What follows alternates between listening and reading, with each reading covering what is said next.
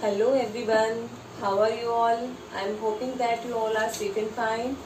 Today again we are here with our second chapter, that is acids, bases and salts. And yes, this is our second video of this chapter.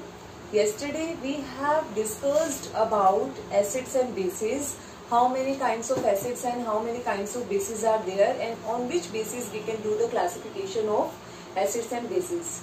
So yes, we discussed that some substances are sour in taste, some are bitter in taste, some are sweet in taste, and some are salty in taste. Okay, so yes, can we eat all the substances to find their taste or find their nature, that they are acidic or basic? क्या हम हर substance को खाकर check करके बता सकते हैं कि वो एसिडिक है कि बेसिक है, सोर है कि बिटर है? नहीं, कुछ एक सब्सटेंसेस बहुत हार्मफुल होती हैं जिनको अगर हमने टेस्ट कर लिया तो फिर तो हमारा बस हो गया। तो यस, तो हम कैसे पता चलाएंगे कुछ एक सब्सटेंसेस जो इतने हार्मफुल है जिनको हम टच भी नहीं कर सकते, उन्हें खाएंगे कैसे या टेस्ट कैसे करेंगे? तो yes, actually we are having one substances name as indicator to find out the nature of acids and bases without even touch them. ठीक है, तो यस, उन सब्सटेंसेस के लिए हमने क्या है, एक नए तरह का सब्सटेंस बनाया है, इंडिकेटर, जो हमें बिना टच किए ही बता सकता है कि कोई भी सब्सटेंस एसिडिक है कि बेसिक है। तो yes, what does the indicator mean? So indicator are the substances which tell us about the acidic and basic nature of any substance.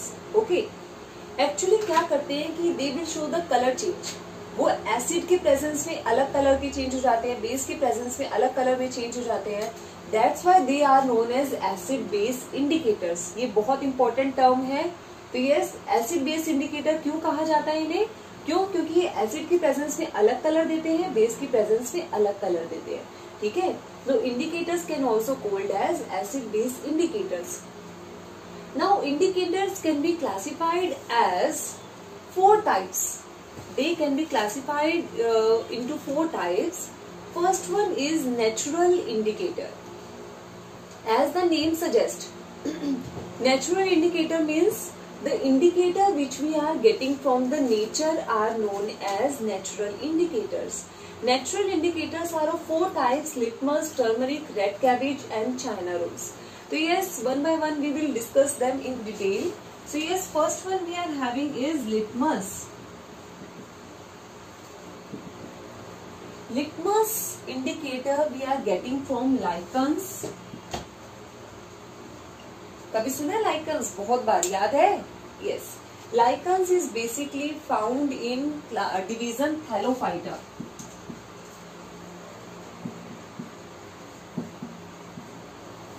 Yes, lichen division Thallophyta में मिलते हैं. Lichen is a symbiotic relationship. कुछ याद आ रहा है? Symbiotic क्या होता है और ये सिम्बायोटिक रिलेशनशिप है किसका? कुछ याद है भाई? Yes, symbiotic relationship means if anything which is if 2 things are living in combination, okay, and both get benefit from each other, then this kind of relationship is known as symbiotic relationship. 2 चीजें एक साथ रह के दोनों ही खुश हैं, दोनों को एक दूसरे का फायदा मिल रहा है, तो उस रिलेशनशिप को हम बोलते हैं symbiotic relationship. So lichen is basically a symbiotic relationship of algae and fungi.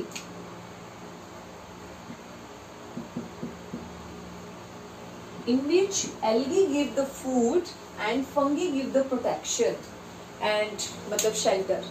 So yes, basically it is a symbiotic relationship of algae and fungi, जिसमें algae खाना दे रहा है और fungi protection और shelter दे रहा है. तो यस, इस लाइकन से हमें लिटमस पेपर मिलता है या लिटमस सॉल्यूशन मिलता है. Litmus can be found in 2 form. हमें 2 तरह से मिलता है. It can be found in solution form और it can be found in paper form. हमें पेपर की स्ट्रिप्स भी मिलती है. ठीक है, तो यस, इसमें अलग अलग होता है क्या कि हमारे पास रेड लिटमस सॉल्यूशन होता है और ब्लू लिटमस सॉल्यूशन होता है. लेकिन इनिशियली जो लिटमस का कलर होता है वो होता है मॉव. इसका कलर जो होता है वो होता है move, that is purple. Initially इसका कलर पर्पल होता है जो ब्लू में चेंज हो जाता है इन the presence of base and red में चेंज हो जाता है इन द प्रेजेंस ऑफ एसिड। इसका खुद का लिटमस का कलर है पर्पल, लेकिन जो ब्लू में चेंज हो गया in the case of base and red में चेंज हो गया in the case of acid. ठीक है, और हमारे पास जो सॉल्यूशन प्रेजेंट होते हैं लैब्स में वो दो तरह से प्रेजेंट होते हैं, रेड लिटमस सॉल्यूशन और ब्लू लिटमस सॉल्यूशन।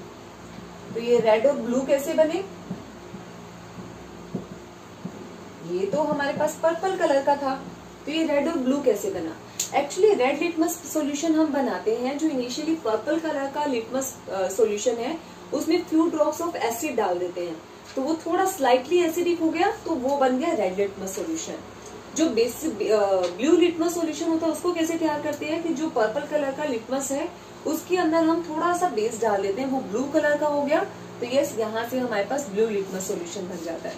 तो yes, litmus change it colour in the presence of acid, it becomes red in color, and it becomes red in color in presence of acid, and it become blue in color in case of base. Okay, तो मैंने अभी आपको बताया था कि indicators क्या करते हैं, कलर चेंज ही तो करते हैं। तो यस, यहाँ पे वो कलर चेंज करे एसिड और बेस की प्रेजेंस में, तो हमें पता लग जाएगा कि कोई भी सब्सटेंस एसिड है कि बेस है। मेरे पास एक अननोन सब्सटेंस है, मुझे पता नहीं है कि वो एसिड है कि बेस है, मैं चाहती हूँ कि उसके नेचर का पता चले, तो मैंने उसके अंदर क्या किया, उसमें थोड़ा सा एसिड डाल दिया। ठीक है, सॉरी, उसमें थोड़ा सा लिटमस सॉल्यूशन डाल दिया। तो अगर मान लो वो सॉल्यूशन रेड हो गया, दैट मीन्स लिटमस जो पेपर है वो अगर रेड हो गया, दैट मीन्स हमारा क्या है, ये वाला सॉल्यूशन एसिडिक है। अगर वो ब्लू हो गया, दैट मीन्स हमारा सॉल्यूशन क्या है, बेसिक है। एक और क्वेश्चन आता है, मैं अभी डिस्कस करती हूँ इस पे कौन सा क्वेश्चन आता है। This is about the litmus.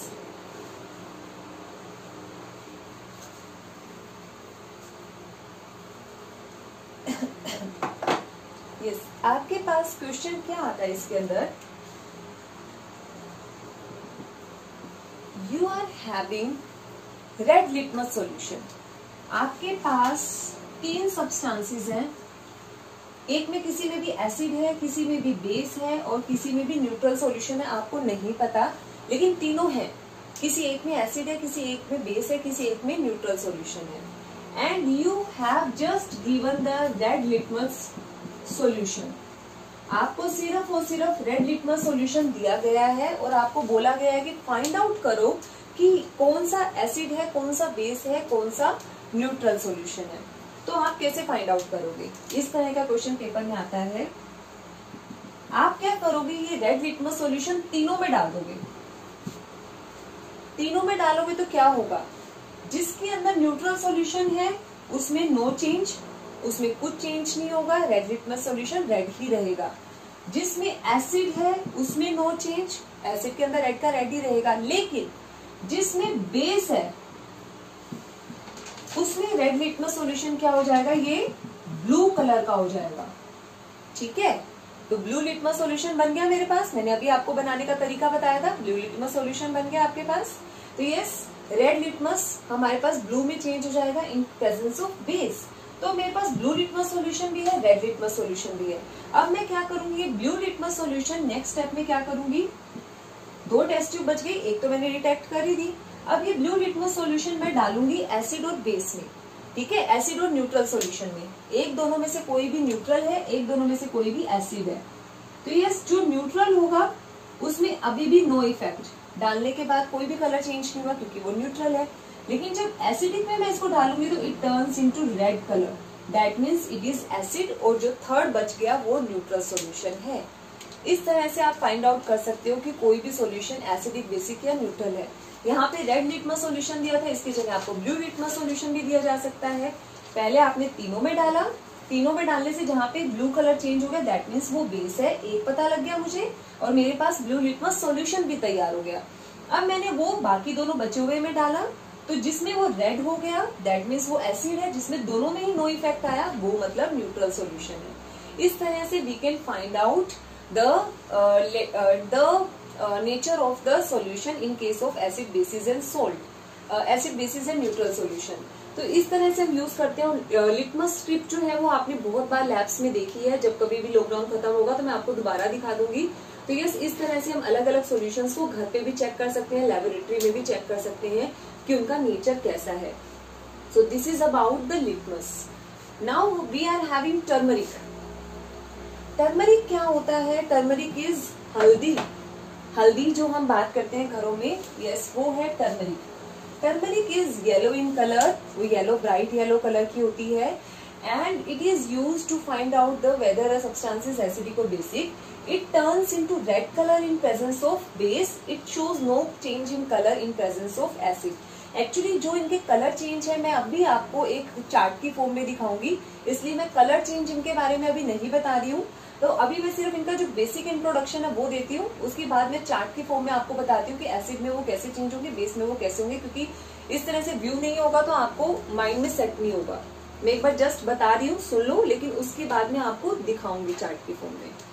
Turmeric turns into red colour in presence of base, लेकिन will show no change in colour in presence of acid. ठीक है, तो ये हमारे पास टर्मरिक है। देन हमारे पास आता है red cabbage. Red cabbage red colour की कैबेज है, उसकी लीव्स को हमने लिया, वार्म वाटर में डाल दिया, तो उसके बाद जो सॉल्यूशन तैयार हुआ that is red cabbage solution. ठीक है, वो हमारे पास रेड कैबेज हमारे पास सॉल्यूशन बन गया, या फिर जो हमारा इंडिकेटर है वो बन गया। तो रेड कैबेज क्या है? इनिशियली ये रेड कलर का है। ठीक है, तो यस ये इनिशियली पर्पल कलर का होता है, लेकिन ये एसिड की प्रेजेंस में रेड कलर का हो जाता है और बेस की प्रेजेंस में ग्रीन कलर का हो जाता है। फिर नेक्स्ट आता है चाइना रोज। चाइना रोज के फ्लावर आपने देखे होंगे, यस रेड कलर के से फ्लावर होते हैं। उनको हमने लिया, गर्म पानी में डाला, गर्म पानी में जब हम इसको डाल देते हैं तो फिर वो अपना कलर छोड़ देंगे, तो जो सॉल्यूशन है वो मेरे पास लाइट पिंक कलर का बन जाएगा। फिर मैंने उसको फिल्टर किया, फिल्टर करने के बाद जो सॉल्यूशन आया that is light pink colour का solution, that is China rose indicator. ये मेरे पास नेचर से बना है तो इसलिए again it is natural indicator. ठीक है, तो China rose initially light pink colour का होता है, एसिड में डार्क पिंक कलर का हो जाता है और बेस में ग्रीन कलर का हो जाता है। ठीक है, तो ये हमारे पास कलर चेंज है चाइना रोज के प्रेजेंस में। देन हमारे पास इंडिकेटर की नेक्स्ट क्लास आती है that is olfactory indicator. Olfactory means it is related with smell. Olfactory sense organ होती है that is from smell. तो बेसिकली ये क्या करता है? ये स्मेल चेंज करता है इन presence of acids and basis. इसमें दो एग्जांपल्स है, अनियन एंड वनीला। आपको पता है इनिशियली दोनों की एक पर्टिकुलर फ्रेग्रेंस होती है, एक स्मेल होती है, वो चेंज हो जाती है एसिड और बेसिस में, जिसको हम पता लगा सकते हैं कि वेदर इट इज एसिड और base. Next we are having synthetic indicator. Synthetic means which we are forming or which we are preparing in the lab. Laboratory में जो हम तैयार करते हैं उसको हम synthetic indicator बोलते हैं। It can be phenolphthalein, it can be methyl orange. Phenolphthalein initially हमारे पास कलरलेस होता है, methyl orange ऑरेंज कलर का होता है। तो ये भी एसिड और बेसिस की प्रेजेंस में अलग अलग कलर शो करते हैं, जिसकी वजह से हम इंडिकेशन कर पाते हैं कि कोई भी सब्सटेंस एसिडिक है कि बेसिक है। Last one we are having universal indicator. It is a different kind of indicator. इसमें एक स्पेशलिटी होती है, वो क्या होती है जब मैं इसको समझाऊंगी, जब डिटेल में बताती हूँ। ठीक है, now we are going to discuss all this indicator in the form of the chart in which I will show you कि how they will show the colour change in presence of acid and base. Yes, now students we are having one chart regarding all the indicators which we have discussed now and their behavior in case of the acid, bases and neutral solutions. So yes, here are the indicators, here are their original color. Actually their original color remains same in the neutral solution also. So we can say their original color or the color in the neutral solution.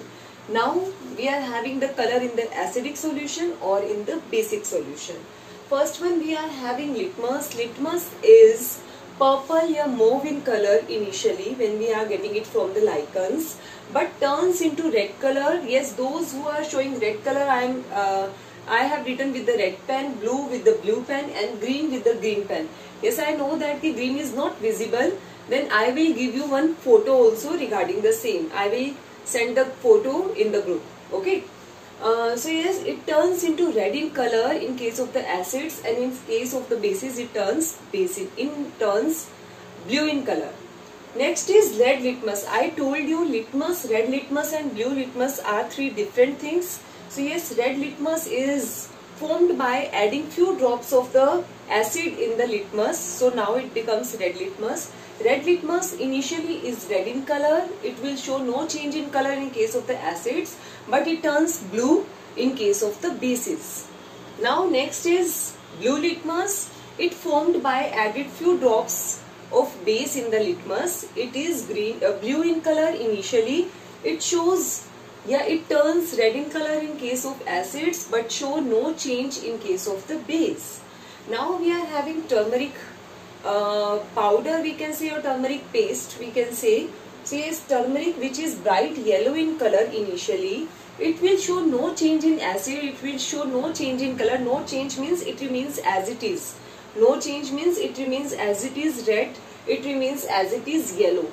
ठीक है, it will show no change in color in case of the acids, and in case of the base it turns into red in color. That's why when any mark or any stain will happen to your school dress as it is white in color, so yes, when you are washing it with the soap, then it turns into red in color. Yes, obviously it happens. Maybe you have seen many times at your home. जब भी आपके घर में आपके मम्मा आपकी dress धोते हैं, कभी ड्रेस पे कुछ ना कुछ स्टेन लग ही जाता है, हल्दी वल्दी का खाना खाते हुए हाथ लग गए गंदे, तो जब हम उनको क्लीन करते हैं तो वो रेड कलर का हो जाता है. क्यों? क्योंकि turmeric is an indicator, and in case of the base, soap solution is what? Base. In case of the base, it turns into red in color. Okay. Now next we are having red cabbage juice. Red cabbage juice initially is purple in color, and in case of the acid, it turns into reddish in color, and in case of the base, it turns into greenish yellow in color. Here I have written with the green pen, but अब मैं black से कर रही हूँ ताकि आपको दिख जाए. Greenish yellow in color. Next we are having China rose. मैंने आपको बताया चाइना रोज और रेड कैबेज का इंडिकेटर कैसे बनता है. वार्म वाटर में जब हम रेड कैबेज को डाल देते हैं या फिर चाइना रोज के पेटल्स को डाल देते हैं, तो वो थोड़ी देर में अपना कलर छोड़ देती हैं पेटल्स, और जब हम उसको फिल्टर करते हैं तब हमारे पास ये इंडिकेटर्स आते हैं. तो China rose indicator initially is light pink in colour, but in case of the acid it turns into dark pink, that is magenta colour, and in case of the base it turns into green in colour. Green I am writing again. It is green in color. Now next we are having phenolphthalein. Phenolphthalein indicator initially it is colorless, and in case of the acids it remains colorless. It will show no change in color, but in case of the base it turns into pink in color. Methyl orange initially is orange in color. In case of the acid it turns red, and in case of the base it turns yellow. Onion and vanilla are having some specific smells, and it will show no change in the smell in case of the acid, but their smell vanishes in case of the base. So these are the indicator beta. Here and there कहीं ना कहीं आपको NCERT book में ये indicators दिए हुए हैं, तो you have to learn these color changes. ठीक है, ये तीन हम करते हुए आ रहे हैं. टर्मरिक हमने कितनी बार, हजारों बार अपने घरों में देखा है, बच्चों की ड्रेसेस पे देखा, अपनी खुद की ड्रेसेस पे देखा है. ये दोनों आपको याद करने पड़ेंगे. फिनोइलफथलीन एंड मिथाइल ऑरेंज तो एनसीईआरटी में भी बहुत स्पेशली दिया हुआ, और ये हम बहुत बार डिस्कस करेंगे तो आपको याद भी हो जाएगा. ठीक है, वरना हायर क्लासेस में भी आप ये एक्सपेरिमेंट लैब्स में करते हो, वरना हम भी करेंगे ये एक्सपेरिमेंट लैब्स में.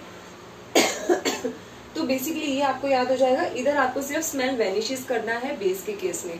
This chart you have to learn. जितना जल्दी आप इसको याद करोगे उतना आपके लिए अच्छा है.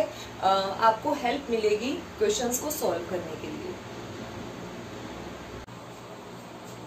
Yes students, last indicator we are having is universal indicator. I told you I will tell you separately after all the indicators. So now it's time to discuss about the universal indicator. Yes, till now whatever the indicator we have discussed, they will only tell us about the acidic or basic nature of the substance. They are not telling about anything regarding the strength of acid and base. हमारे पास अभी तक जितने भी indicator है उन्होंने हमें सिर्फ ये बताया कि कोई भी सब्सटेंस एसिडिक है, बेसिक है या न्यूट्रल है. उन्होंने हमें उनकी स्ट्रेंथ के बारे में कुछ नहीं बताया कि वो कितना एसिडिक है, कितना बेसिक है या न्यूट्रल है कि नहीं है। जैसे हमने कंसंट्रेटेड एसिड और डाइल्यूट एसिड किया था, कंसंट्रेटेड बेस और डाइल्यूट बेस किया था कि कितना ज्यादा कंसंट्रेटेड है, कितना ज्यादा एसिड है, कितना ज्यादा डाइल्यूट है, यानी कि कितना कम एसिड और ज्यादा पानी है, तो वो एक स्ट्रेंथ बताता है। लेकिन अभी तक के इंडिकेटर्स ने हमें स्ट्रेंथ के बारे में कोई भी व्यू नहीं दिया था, कुछ भी नहीं बताया था। So we are having one indicator in our laboratory which give a strength about the acidic and basic solution. जो हमें सिर्फ ये नहीं बताएगा कि कोई भी सॉल्यूशन एसिडिक है कि नहीं है, वो हमें ये भी बताएगा कि कितना ज्यादा स्ट्रॉन्ग एसिडिक है और कितना कम या कितना वीक एसिडिक है, कितना स्ट्रॉन्ग बेसिक है या कितना वीक बेसिक है। तो हमें उनकी स्ट्रेंथ के बारे में भी बताएगा। तो universal indicator is very good indicator. ये हमें एग्जैक्टनेस बताता है और ये सबसे ज्यादा यूज होने वाला इंडिकेटर है। ये हमारी लेबोरेटरी में भी है और हम टेस्ट करके पता लगाते हैं अलग अलग स्ट्रेंथ को, एक ही सॉल्यूशन की स्ट्रेंथ को भी हम पता लगा सकते हैं। ठीक है, पीएच होता है एक, जहां से हमें पता लगता है कि कितना स्ट्रेंथ है। Actually pH starts with 1 and 1 to 7 या 6.9 हम लोग जो लेते हैं वो हमारा एसिडिक रेंज है। जो भी सॉल्यूशन की पीएच 1 to 6.9 होती है वो यानी कि एसिडिक है, 7 है मतलब न्यूट्रल है, 7.1 to 14 है दैट मीन्स वो बेसिक है। ये डिटेल में कंसेप्ट अभी हम एसिड और बेसिस की प्रॉपर्टीज की बात करेंगे, अभी मैं सिर्फ ओवरव्यू दे रही हूँ। ठीक है, अभी हम एक क्लास के और बाद फिर हम इसको डिटेल में करने वाले हैं। ठीक है, तो यस, हमारे पास क्या होते हैं, इसकी एक रेंज ऑफ कलर्स होते हैं। सारे कलर्स हम नहीं याद रख सकते, ना हमें रखने की जरूरत। हमें थोड़ा सा बेसिक आइडिया होना चाहिए कि ये रेड से ऑरेंज होता हुआ, येलो होता हुआ, न्यूट्रल का होता है ग्रीन, ग्रीन हो जाता है, ग्रीन से ये पर्पल होता हुआ ब्लू हो जाता है। So yes, this is basically range of universal indicator. बहुत ज्यादा रेड है यानी कि उसके बिल्कुल स्टार्टिंग में पीएच है। अब एग्जैक्ट पीएच हमारे पास, एग्जैक्ट कलर जो हमारे पास स्ट्रिप होती है इंडिकेटर की उसके ऊपर गिवन होता है, तो वो हमें लैब में एक्सपेरिमेंट करते हुए साथ के साथ मैच करना होता है। लैब में तो हमारे पास है, लेकिन अगर पेपर में इसके रिगार्डिंग कोई क्वेश्चन आ गया तो हमें क्या करना है, तो मैं आपको रेंजेस बता रही हूँ कि आप थोड़ा सा माइंड में रखिए, क्योंकि एग्जैक्ट रेंज आप नहीं याद कर सकते, एग्जैक्ट कलर आप नहीं कर सकते। तो ये रेड से ऑरेंज होता हुआ, येलो होता हुआ ग्रीन हो जाता है, एंड ग्रीन से पर्पल होता हुआ ब्लू हो जाता है। ब्लू मतलब एक्सट्रीम बेसिक, रेड मतलब extreme acidic. So this is a universal indicator. ठीक है, this is an universal indicator. Now we are having our next topic that is properties of acids. अभी तक हमने इस चैप्टर में थ्योरी किया है, इसके बेसिक को समझने की कोशिश की है, but now we are going to start with actual chapter कि इसमें किस तरह का बिहेवियर होता है, एसिड्स और बेसिस कैसे रिएक्ट करते हैं और किस किस तरह से उनका नेचर होता है अलग अलग सब्सटेंसेस के साथ। ठीक है, so first one is acids are sour in test. अभी तक हमने किया ही है, acids are sour in test, वो खट्टे होते हैं इसीलिए हम उनको एसिड्स बोलते हैं। Yes, next is acids are sour in taste. Acids can conduct electricity.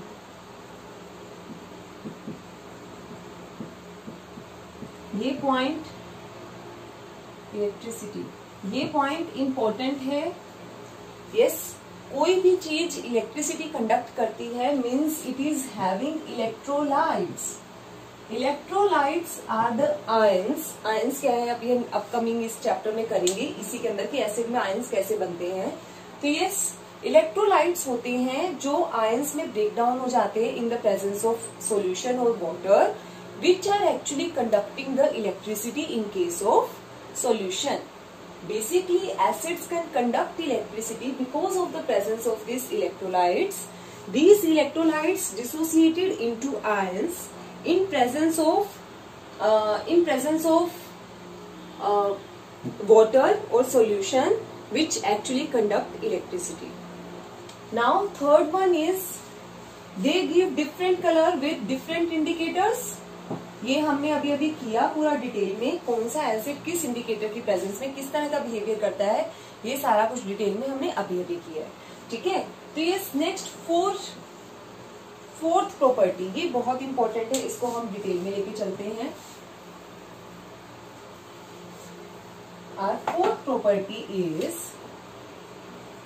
when an acid react with any metal, then always and always it will form salt plus hydrogen gas. Yes students, कभी भी कोई भी acid, मैंने आपको starting में बताया था कि रिएक्शंस हमें बहुत ज्यादा याद नहीं करनी पड़ेगी, लेकिन कंसेप्ट्स हमें याद करने पड़ेंगे.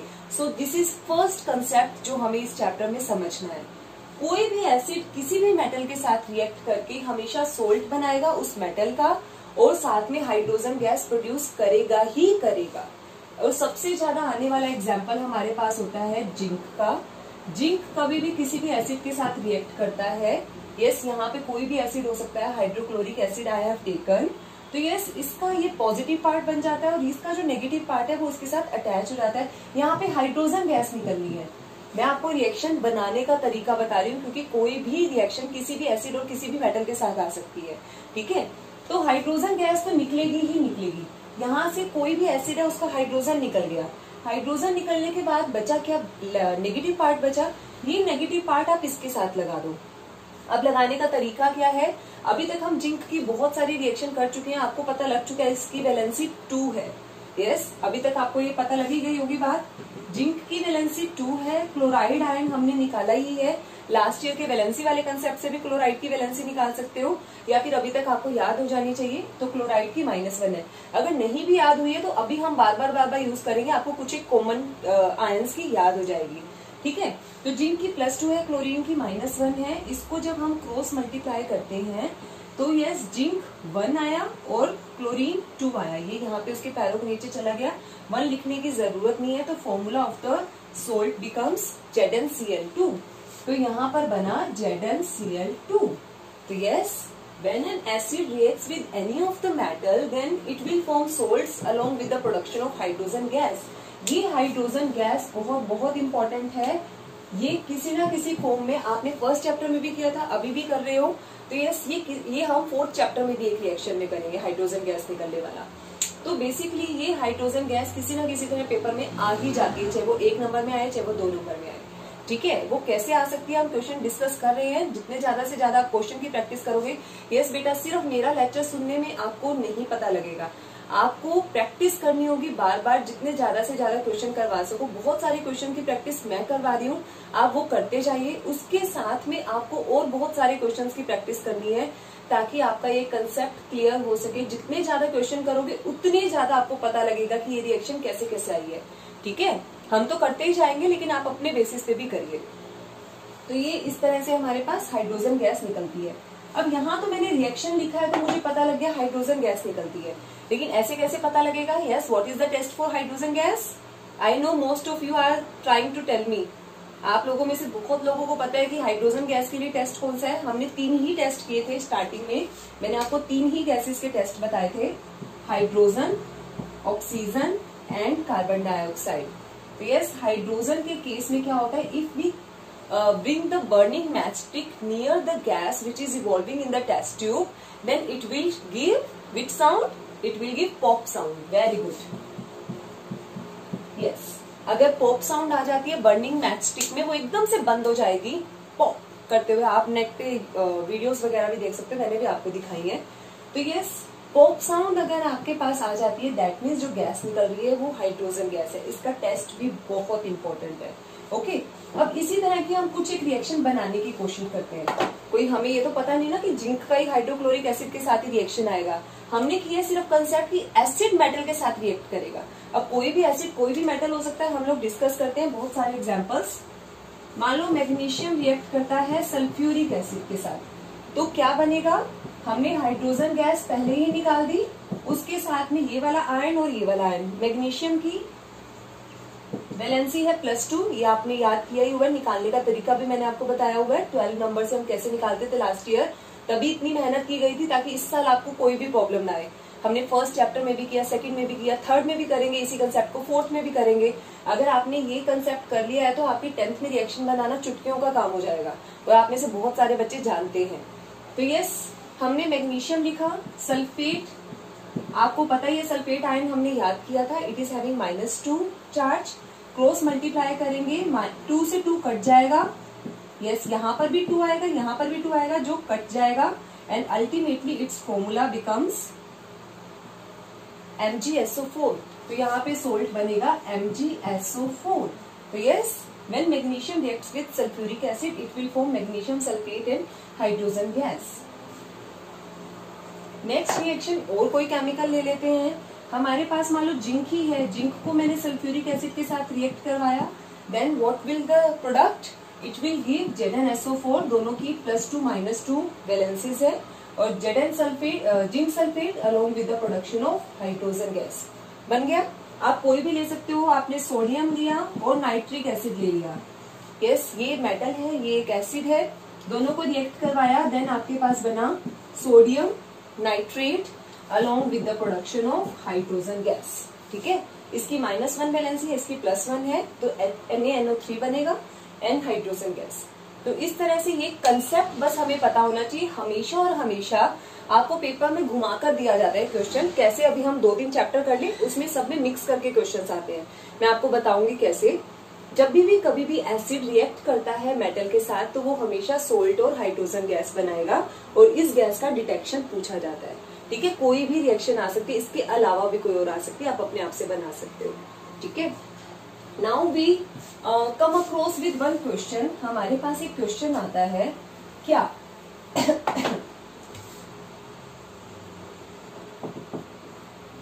why shouldn't we keep curd or any sour substance like lemon juice, vinegar or any sour substance in metal container like copper vessels, brass vessels? हमें कभी भी कोई भी खट्टी चीज जैसे दही हुआ, लेमन जूस हुआ, विनेगर हुआ, कोई अचार हुआ, कोई भी इस तरह की खट्टी चीजों को कभी भी मेटल के कंटेनर में क्यों सेव करके नहीं रखना चाहिए। जैसे हम रख देते ना घरों में, तो मेटल के कंटेनर जैसे कॉपर के वेसल्स हो गए, ब्रास के वेसल्स हो गए, उनमें क्यों नहीं रखना चाहिए। यस, यही रिएक्शन है। सोर सब्सटेंसेस मतलब हैविंग एसिड। अगर एसिडिक सब्सटेंसेस हैं, उसको मैंने मेटल के कंटेनर में रख दिया, तब क्या होगा, दोनों के दोनों रिएक्ट कर जाएंगे, और मेटल का जो बीकर है, जो कंटेनर है, वो खराब हो जाएगा, अलोंग विथ हमारा फूड की पॉइजनिंग हो जाएगी,